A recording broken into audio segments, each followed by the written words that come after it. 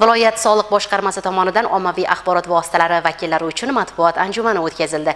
Jarayonda jurnalistlarga 2024-yil yakunlari hamda joriy yilning birinchi choragida amalga oshirilgan ishlar haqida ma'lumot berildi. Qolaversa, ommaviy axborot vositalari vakillari tizimdagi yangiliklardan ham xabardor bo'lishdi. Batafsil muxbirimiz lavhasida tanishasiz.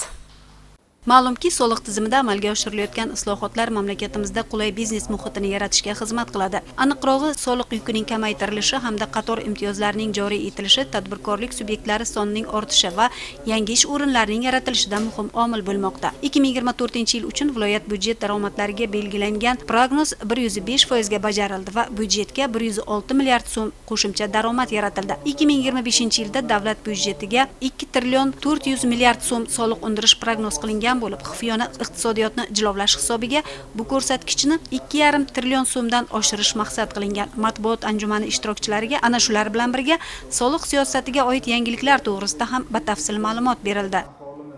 2025-yil uchun davlat byudjeti to'g'risidagi qonunni qabul qilingan bo'lib, ushbu qonun bilan soliq kodeksining 37 moddasiga, byudjet kodeksiga tegishli o'zgartirishlar kiritildi. 2025-yilda asosiy soliq turlari bo'yicha stavkalar o'zgarishsiz qoldirildi. Xususan, foyda solig'i 15%, qo'shilgan qiymat solig'i 12% ligicha, yuridik shaxslardan olinadigan mol-mulk solig'i 1,5%, ijtimoiy soliq 12%, aylanmadan olinadigan soliq stavkalari 4%, qishloq xo'jaligiga mo'ljallangan yerlar uchun yerni normativ qiymatdan kelib chiqib 0,95% stavkasi o'zgarishsiz qoldi. Bundan tashqari 2025-yil 1-yanvardan 2028-yil 1-yanvarga qadar ishga qabul qilingan kambag'al oila a'zolari kamida ularning oylik ish haqqi 1,700,000 so'm tashkil etadigan bo'lsa, bularga amaldagi soliq stavkasi o'zi 12%, ijtimoiy soliq stavkasi qo'llanilgan bo'lsa, 2025-yil 1-yanvardan 1% ga tushirildi. Ya'ni 1,700,000 so'm oylik ish haqqi uchun 200,000 so'm ijtimoiy soliq hisoblanadigan bo'lsa, bu 20,000 so'mga tushib qoladi.